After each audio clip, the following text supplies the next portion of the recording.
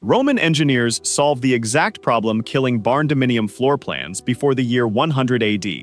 Not metaphorically, not loosely.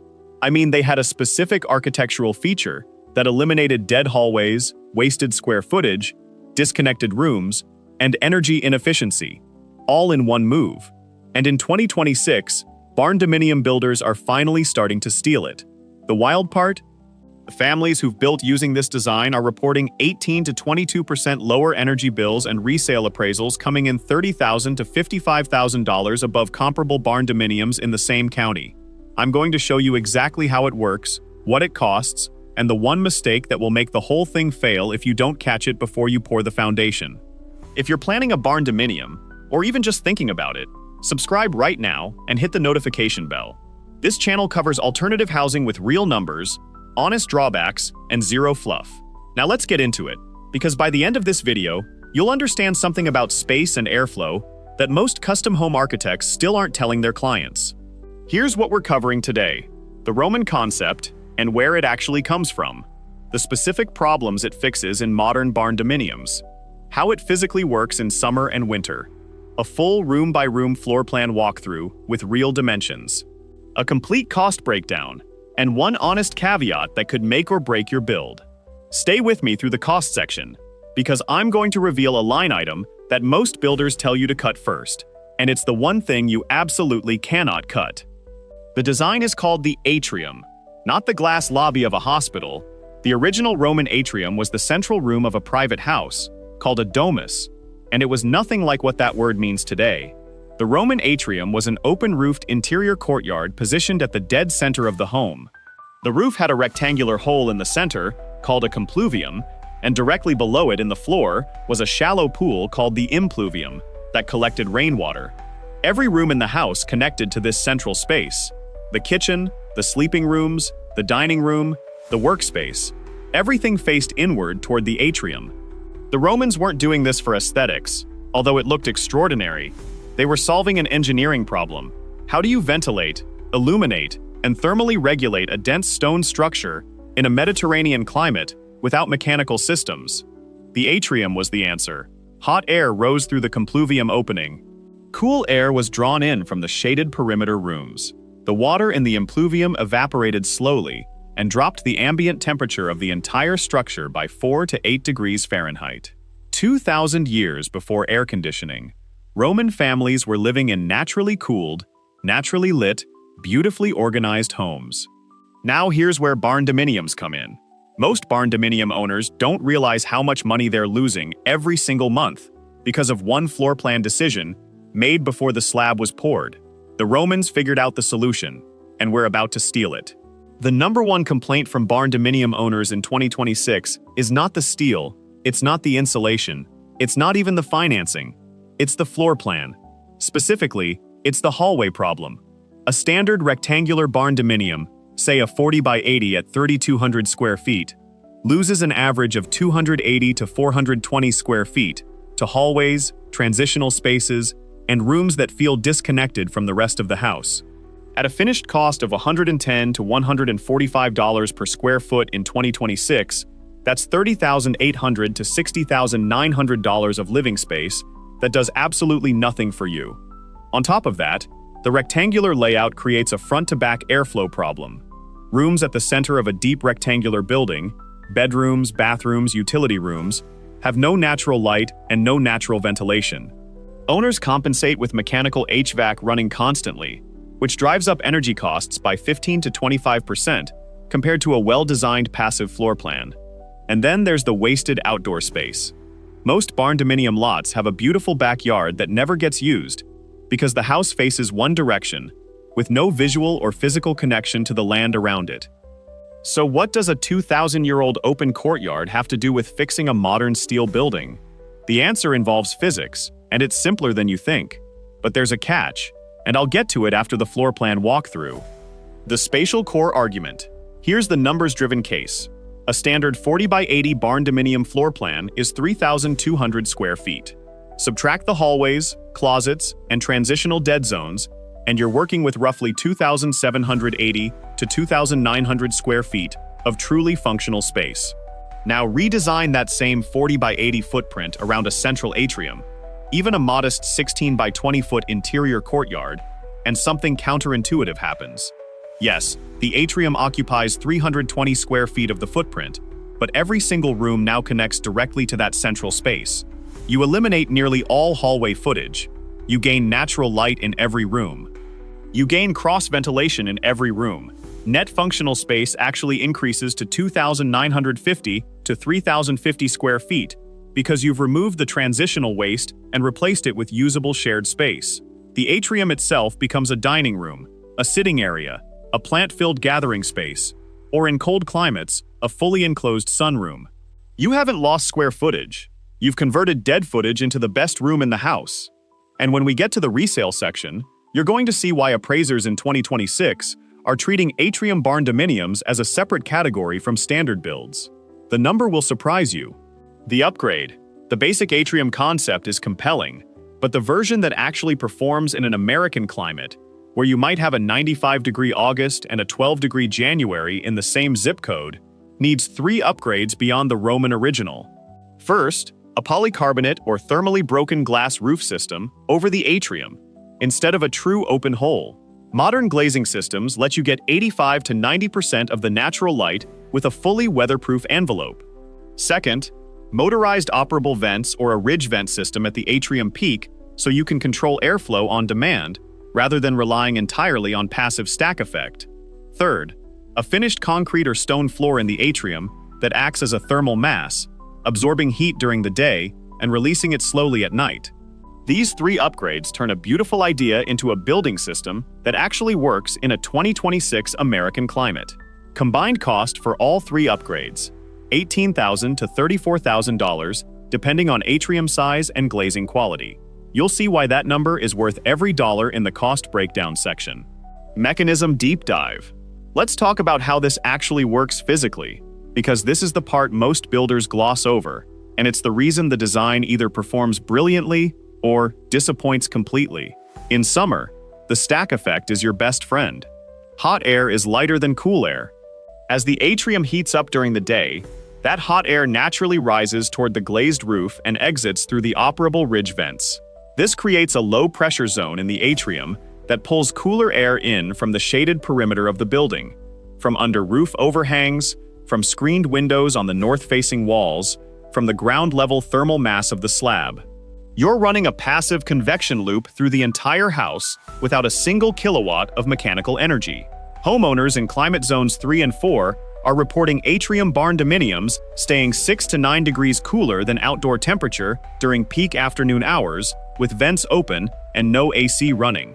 In winter, you close the ridge vents, and the glazed atrium roof becomes a solar collector. Sunlight enters through the south-facing glass, strikes the concrete atrium floor, and that thermal mass holds the heat and radiates it back into the surrounding rooms through the night. The atrium becomes a passive solar furnace at the heart of the home. Heating loads in well-designed atrium barndominiums in climate zones 5 and 6 are running 19 to 24% lower than identically sized conventional barndominiums, according to energy modeling studies from the Passive House Institute US, published in early 2026. Stay with me, because in the mistakes section, I'm going to tell you exactly what goes wrong when builders don't understand one specific detail about glazing orientation, and fixing it after construction costs between $22,000 and $40,000. Structural and engineering case. Here's why this works structurally in a metal building. A Quonset or steel frame barndominium already has its structural load carried by the perimeter frame and the arch or rafter system. The atrium is in the interior. It doesn't compete with the structural envelope at all. You're essentially building a secondary lighter weight frame inside the main structure to define the atrium walls, then glazing the roof section above it. The steel barndominium shell remains fully intact, because the atrium creates a buffer zone of conditioned air between the exterior walls and the interior rooms. You actually reduce the thermal load on your exterior insulation. Your spray foam on the outer shell works less hard because the atrium is doing part of the job. Structurally, the atrium interior walls are non-load-bearing partition framing, standard 2x6 stud walls with drywall. Engineering cost for the glazed atrium roof frame runs $4,000 to $9,000 for structural drawings and engineering stamp, which is required for permit in most counties. Floor plan walkthrough. Let's walk through a real floor plan. This is a 40 by 80 barndominium with a 16 by 24 central atrium. Total footprint, 3,200 square feet. You enter from the south-facing end, through a 6-foot wide covered porch, into the atrium directly. The atrium is 16 by 24 feet, 384 square feet, with a 14-foot glazed ceiling, polished concrete floor, and a small raised planting bed on the north wall. This is your living room, dining room, and orientation hub. To the left, west side of the building, the primary bedroom suite at 14 by 16 feet, with a 10 by 10 walk-in closet and an 8 by 10 bathroom. Directly adjacent, a second bedroom at 12 by 14 feet, with a shared hall bath at 6 by 9 feet. Both rooms have a window facing into the atrium and a window facing the exterior west wall. To the right, east side, the kitchen, at 14 by 18 feet, open to the atrium with a 10-foot island. Adjacent is a utility and laundry room at 8 by 10 feet and a mudroom entry at 6 by 8 feet connecting to the shop. The north end of the building is the shop, 40 by 24 feet, 960 square feet of unobstructed workspace with two 14 by 14 overhead doors, a 6-inch reinforced concrete floor, and 220-volt circuits throughout. Total, 2,240 square feet of living space, plus 960 square feet of shop. The atrium is shared living space at the center of the home. 0 dead hallways. Every room has natural light from 2 directions. That kitchen layout changes everything about how this home feels on a daily basis. I'll tell you why in the favorite feature section, and it's not what you'd expect. Secondary benefit: food, energy, and resale. The atrium has 3 returns beyond thermal performance. First, food production. A 16 by 24 atrium with a raised planting bed and grow lighting supplement can produce meaningful quantities of herbs, salad greens, and small vegetables year-round. In 2026, with grocery prices averaging 14% to 18% higher than 2023 levels, homeowners with interior growing spaces are calculating $1,200 to $2,400 in annual food savings. Second, energy. The 18% to 22% reduction in HVAC load translates to $900 to $1,800 per year in energy savings, depending on your utility rates and climate zone. Over a 30-year mortgage, that's $27,000 to $54,000 in cumulative savings. Third, resale. Appraisers in rural and semi-rural markets are beginning to classify atrium barndominiums as custom architectural builds rather than standard metal buildings. Documented appraisals from 2025 and early 2026 show atrium barndominiums appraising $30,000 to $55,000 above comparable square footage conventional barndominiums in the same market areas. Favorite feature and emotional beat. Here's the detail that makes this feel like a home rather than a floor plan on paper. It's the morning light in the kitchen. Because the kitchen opens directly to the atrium, and the atrium faces south, the first 2 hours of every morning, the kitchen fills with indirect diffused light, bouncing off the concrete atrium floor and the light-colored atrium walls. No harsh direct sun, no glare on the countertops, just a warm, steady, natural glow that no artificial lighting system can replicate. People who've toured homes with this design consistently describe that kitchen as the single feature they remember. Not the square footage, not the shop, the morning light. That one detail is the difference between a house and a home, and it costs you nothing extra because it's built into the geometry of the design itself. The mistake.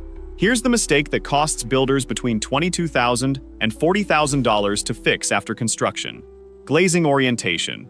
If the atrium roof is oriented with the primary glass surface facing east or west rather than south, you get brutal afternoon or morning glare directly into the atrium in summer, with almost no passive solar gain in winter. The entire thermal system reverses. Instead of cooling in summer, you get overheating. Instead of heating in winter, you get cold north-facing glass losing heat at night. The fix after the fact requires replacing the glazing system, adding exterior shading structures, or in worse cases, re-roofing the atrium section entirely. The correct specification is south-facing primary glazing with a roof pitch between 30 and 50 degrees to match your latitude for optimal winter sun angle. Get this in writing with your builder before you sign the contract. Ask for a solar angle calculation specific to your building site's latitude. If your builder can't produce that calculation, find one who can. Cost breakdown here is a complete line item cost breakdown for the 40 by 80 atrium barndominium with shop in 2026. Steel building shell kit, $52,000 to $68,000. Do not cut this. Buy from an established manufacturer with engineer stamped drawings. Foundation and slab, 3,200 square feet with 6-inch reinforced shop section, $28,000 to $38,000. Atrium frame and glazed roof system, 16 by 24 feet, $28,000 to $46,000. This is the range between polycarbonate panel systems and thermally broken aluminum frame glass. Do not cut the glazing quality, it is the thermal engine of the entire design. Spray foam insulation, full building envelope, $18,000 to $26,000. Interior framing and drywall, $24,000 to $34,000. Kitchen and bathrooms, mid to high range, $38,000 to $58,000. Flooring, polished concrete atrium, LVP in bedrooms, tile in baths, $14,000 to $20,000. Electrical, full building including shop 220-volt circuits, $18,000 to $26,000. Plumbing, $14,000 to $20,000. HVAC, reduced load system, $12,000 to $18,000. Shop overhead doors, 2 14 by 14, $9,000 to $13,000. Permits, engineering and site work, $14,000 to $22,000. Well and septic if rural, $18,000 to $28,000. Total range, $297,000 to $437,000. Per square foot, $93 to $107 fully turnkey. Conventional 3,200 square foot home with detached shop in the same markets, $420,000 to $580,000. Value comparison. You are getting 3,200 square feet under roof, 2,240 of living space, and 960 of professional shop, with passive thermal performance, natural light in every room, and a design that appraises above the market average, for $297,000 to $437,000. The comparable conventional option, a 2,240 square foot traditionally built home, plus a detached 960 square foot shop, runs $420,000 to $580,000 in the same rural and semi-rural markets where barndominiums are permitted. You're saving $120,000 to $145,000 on average while getting a building that outperforms on energy, livability, and long-term value. That is the Roman argument in 2026 dollars. Honest caveats. 3 things you need to know before you move forward. First, builder availability. Fewer than 15% of barndominium contractors in the US have completed an atrium design as of early 2026. You will need to find a builder willing to study the design or work with an architect who can produce detailed drawings that a competent general contractor can execute. Expect 4 to 8 weeks longer on the build timeline. Second, permitting. The glazed atrium roof is classified differently by different counties, sometimes as a skylight, sometimes as a habitable room, sometimes as a greenhouse addition. Check with your county building department before finalizing the design. Some jurisdictions require additional wind and snow load engineering for the glazed section.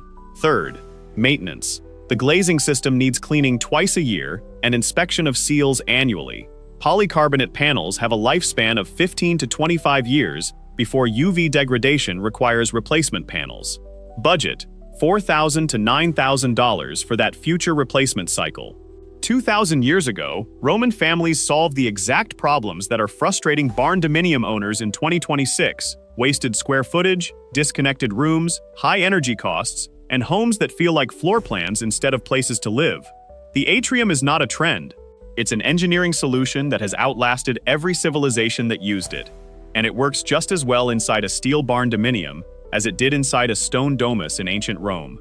The only question is whether you'll be one of the early builders who does it right, or someone who watches someone else's build and wishes they hadn't gone conventional. If this gave you something to think about, like this video and subscribe. Drop your questions in the comments. I read every single one. And next up on this channel, we're going into a topic that no barndominium builder wants to talk about: but every single owner eventually faces. I'll see you in the next one.